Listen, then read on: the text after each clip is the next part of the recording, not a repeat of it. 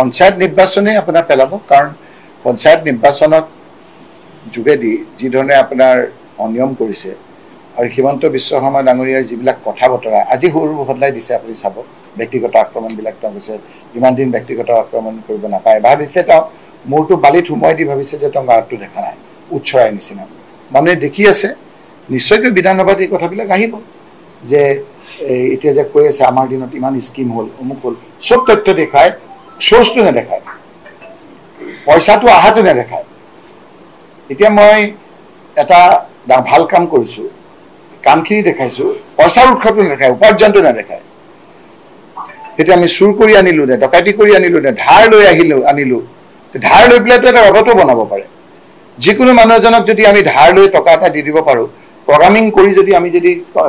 ৰবটটোত সোমাই দিব পাৰোঁ তেতিয়াহ'লে আপোনাৰ ঘৰৰ গোটেই কামবিলাক তেওঁলোকে কৰি দিব বিল্ডিং বনাই দিব টকাখিনি ক'ৰ চ'ৰ্চটো ক'ৰ মানুহক টেটু চেপা দি পেলাই টেক্স দি পেলাই আনিছে নে বেলেগৰ পৰা ধাৰ লৈ পেলাই আনিছে কমিটমেণ্ট কৰি আনিছে যে ইমান দিনৰ পিছত আমি ঘূৰাই দিম নে ঘূৰাব নালাগে কোনোবাৰ পৰা যদি ধাৰো লৈছে যদি এইটো কম্পাউণ্ড ইণ্টাৰেষ্ট দিব নালাগে বা আমি ধাৰটো ৰিপেক আমি ৰিফাণ্ড দিব নালাগে তেতিয়াহ'লে অল ৰাইট তেওঁক কোনোবাই ভাল পাই পেলাই দিছে যদি অসমৰ মানুহক বন্ধকত থৈ পেলাই তেওঁ যদি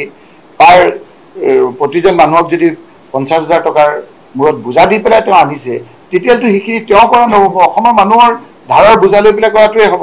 পিছততো মানুহে বুজিও দিব যে আমাক যে আপোনালোকে ধাৰুৱা কৰিলে আমাক যে বন্ধকত থ'লে এই কথাটো আমাকতো কোৱা নাছিল আমাক ক'লে যে ইমান দলং বনাইছোঁ ইমান ৰাস্তা বনাইছোঁ পইচাটো ক'ৰ টকাটো ক'ৰ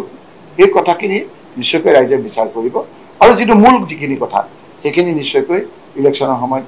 আহিব গতিকে ইলেকশ্যনত আজি যিটো পঞ্চায়ত নিৰ্বাচনৰ কথাবিলাক কৈ আছে বিধানসভাত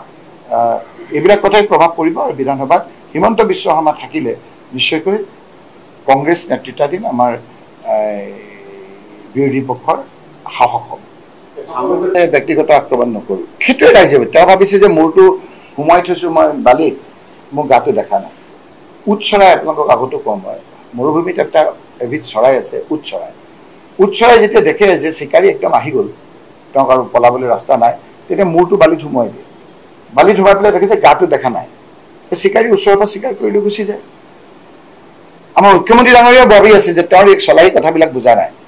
বুজি আছে এতিয়া ক্ষমতাত থকাৰ কাৰণে অকণমান মানুহে ক'ৰবাত পুলিচ মিলিটাৰী আপোনালোকে চাওক নগাঁৱতে ৰাতি আপোনাৰ 4-5খন থানাৰ মানুহ নি এজন ব্লক প্ৰেচিডেণ্টৰ ঘৰ ঘেৰাও কৰি তাৰ পৰা উদ্ধাৰ কৰিছে এজন যে গভাই চুৰ এজনক তেওঁ ধৰাই আনিছে